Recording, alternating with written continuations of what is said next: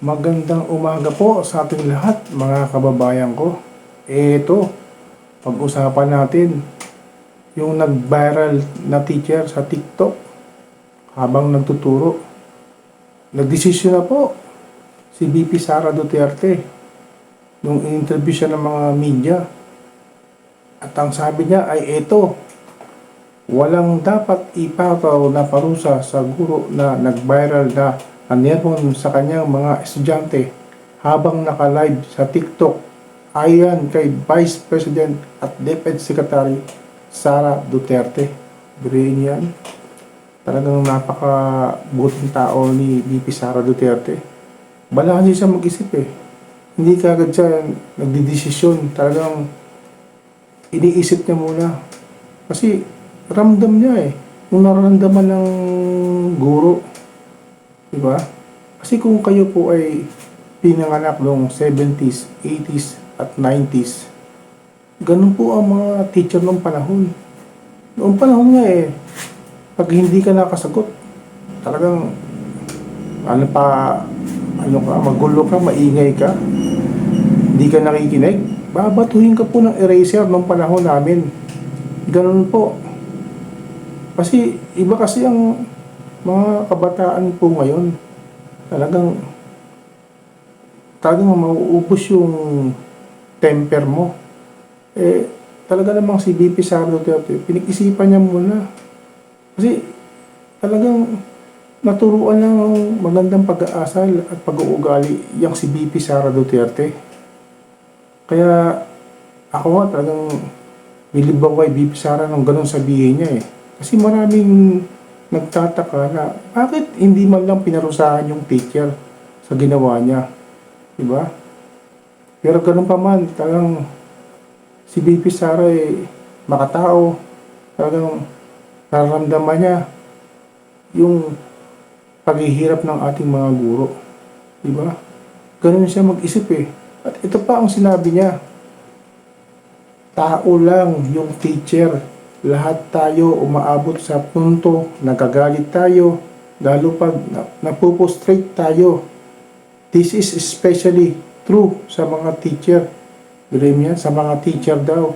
Talagang naramdaman niya yan, yung naging estudyante rin siguro si VP Sara Duterte.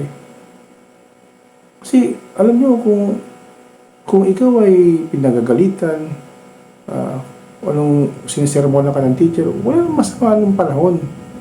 Kasi yan yung pangalawang magulang natin itinutuwid tayo. Diba nga, sabi nga, pagka wala tayo sa bahay at nasa eskwelahan tayo, sila yung pangalawang magulang na siya magtuturo sa atin na magdidisiplina sa wastong pag-uugali. Ganun po dapat ang ginagawa. Kaso nabago na po kasi ngayon. Diba?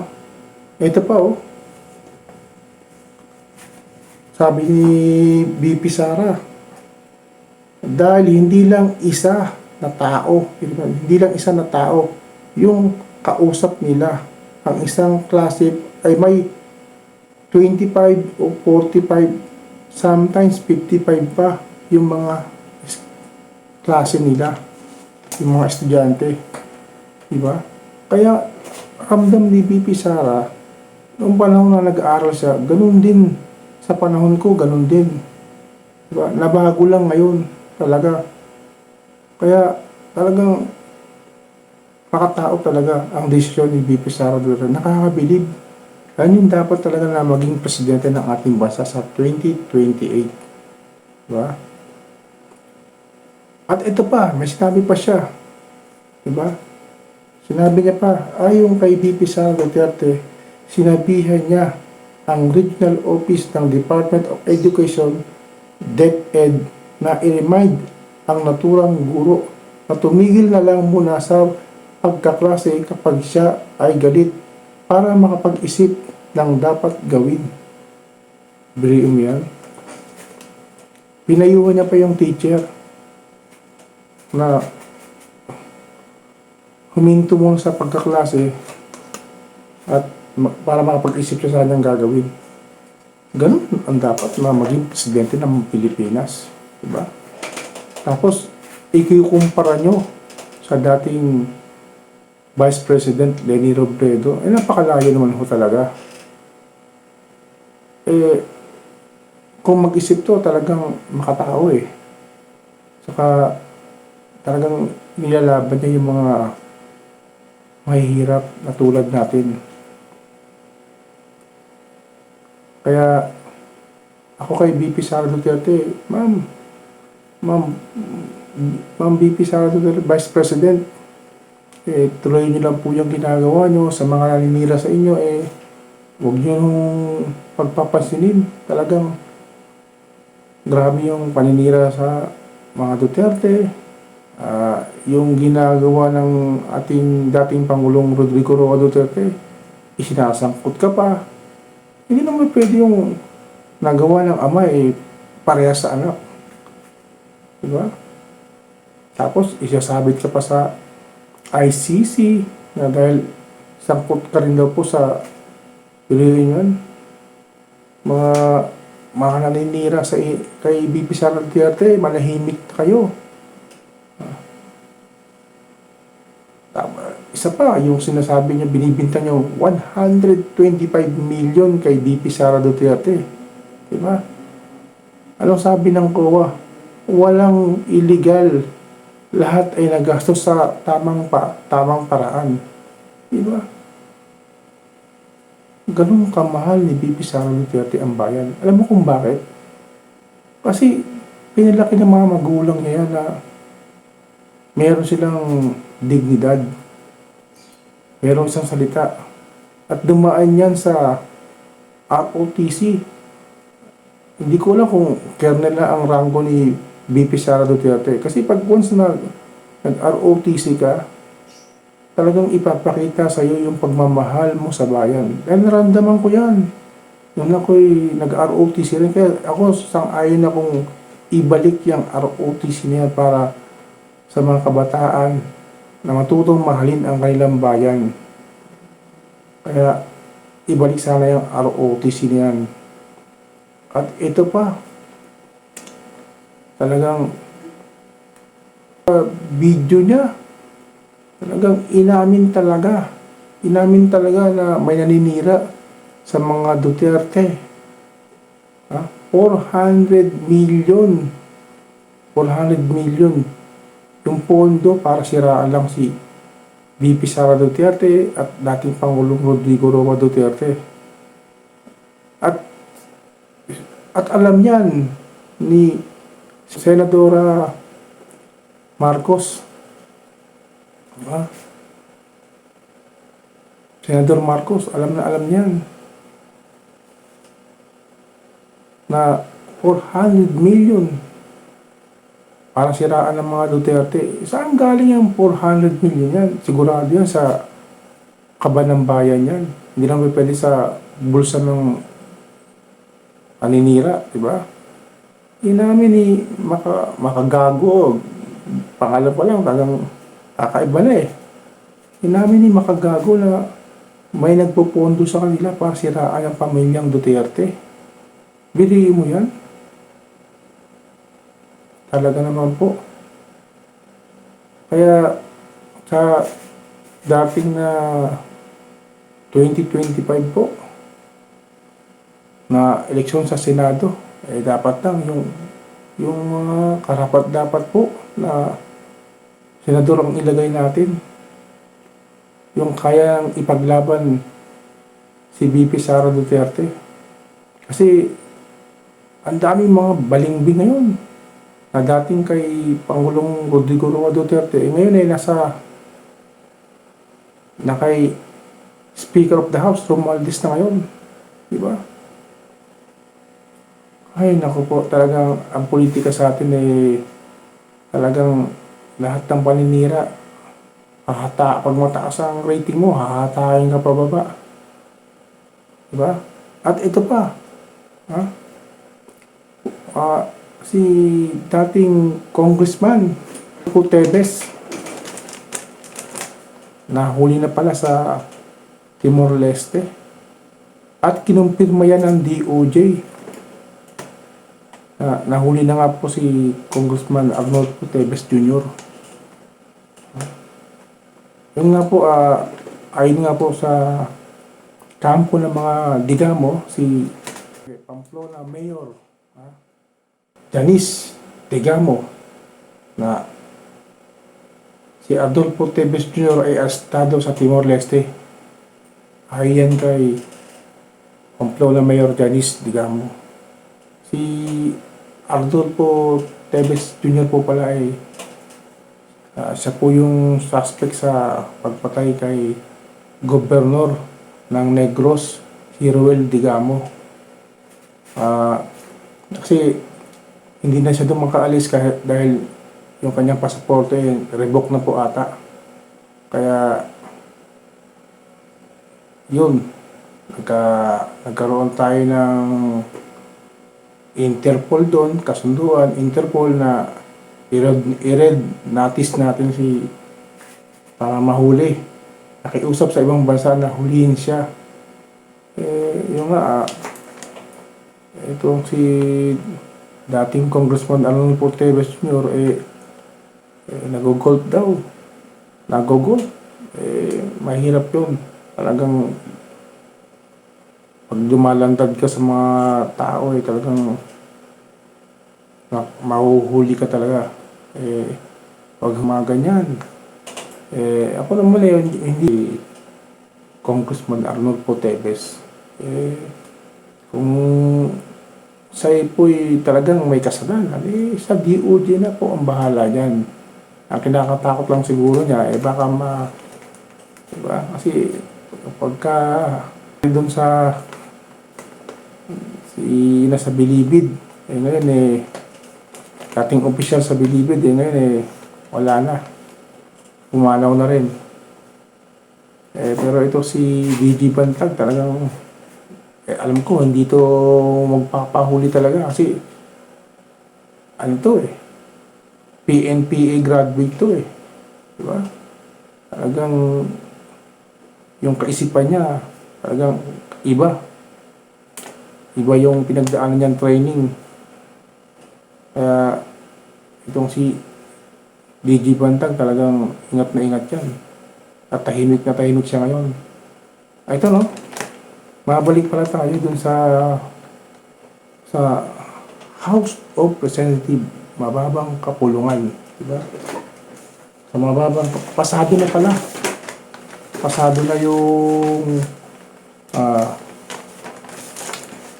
resolution both houses, kumbaga tawagan nila. Resolution both houses number 7. Yun yung sa mababang kapulungan sa Kongreso. Pasado na. Riyom yan.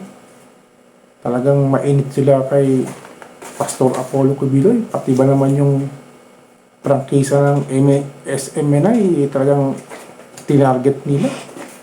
Riyom yan. Pero magkaiba to sa franchise ng ABS-CBN. Kasi ang ABS-CBN talagang panahon pa ni Pinoy, hindi na na-renew yung franchise niya.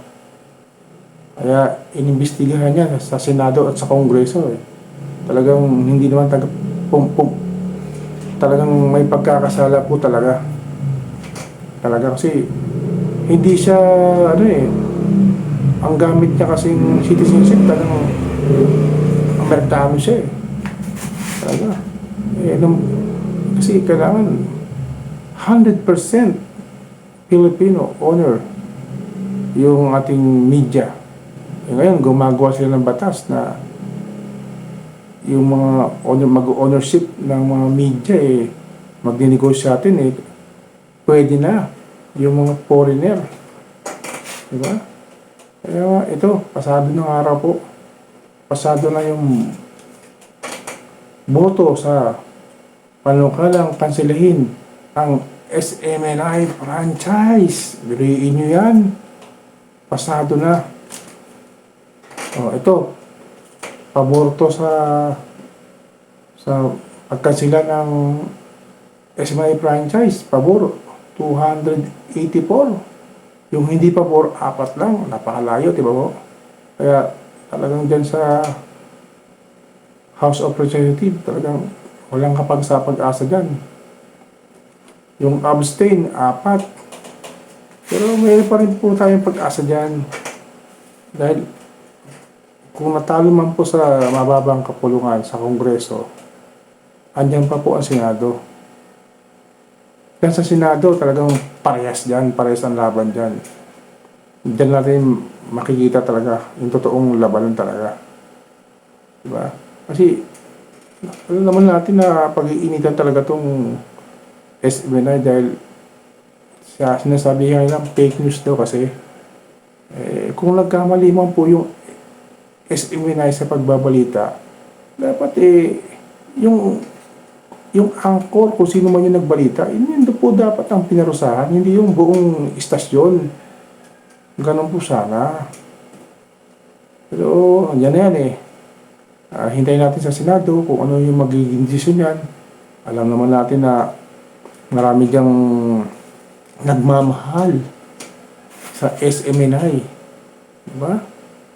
Andyan si Senator Robin Padilla, Bato de la Rosa, especially si Senator Bongo, ang malasakit. Diba? Napakabuting tao niyan, Senator Bongo. At andyan ang mag-inang Cynthia Villar, diba? Pati yung kanyang anak na pogi, yung ngayon, 2 Villar. At siguradong kasama rin yan si Madam Marcos, Senador Marcos, diba? Sigurado yan. Ito pa. Parang pinagbotohan na rin po. Pinagbotohan na rin po yung sinasabi ng Chacha. Ito po, RBH number 7, sinasabing resolution both houses number 7 sa Kongreso. Pero yan dun sa Senado, resolution both houses number 6 naman po sa kanila sa Senado. Kasi aakit pa sa Senado to Lumusot na rin po to. Ito. Pasado na sa ikatlo at huling pagbasa sa Kamara. Pasado na raw po sa huling pagbasa sa Kamara. Ito, yung sang-ayon. Resolution both houses number 7. Yung pabor po, 288. Layo, 288. At yung tutol, 8 lang po. At yung abstain, 2. Piliin mo yan. Talagang napakalayo po talaga. Pero, andyan pa po yung Senado. Sinasabi ko po na parehas talaga ang labanan dyan sa Senado. Dahil, alam ko, kahit na ayaw ni Senador Risa Hontiveros sa mga, di ba, sa mga SMN yan, dito, siguradong magboboto sila na hindi siya papabor dito. Kasi talagang ayaw natin ng tiyatya kasi hindi natin alam kung, di ba, mamahalang bilihin yan. Lalo na pagka foreigner ang nagnegosyo, talagang tataas na naman ang bilihin natin yan. Wala tayong magagawa. Ganyan talaga ang politika sa atin Diba? Sinasabi lang, kailangan daw buksan ng negosyo sa atin sa mga dayuhan o sa ibang bansa. Paano nga naman pupunta dito yung mga negosyante dito sa ating bansa? Ito ho, napakamahal natin ng kuryente. Napakamahal po ng kuryente. Yung tubig, tataas na rin po. Yung mga internet, naku, napakahina. Hindi mo yan. Traffic. Isa pa yan, traffic, di ba? Grabe. Walang papasok sa mga negosyante. Kung ganyan yung, di ba? Sino papasok na negosyante sa atin? Yung corruption pa, di ba? Red tape, di ba? Bago ka makakuha ng Mga permit na yan. Marami pang, ay nako. Kaya, ayusin niyo po. Marami po tayong problema sa bansa natin. Marami pong naghihirap, maraming nagugutom dahil sa mahal ng bilihin. Ang gulong BBM, yung pangako niyong 20 pesos na bigas na kilo. Sana naman maramdaman na namin. Kasi itong NFA, bilihin mo, imbis na ibenta sa amin ng mura, binenta pa dun sa mga negosyante.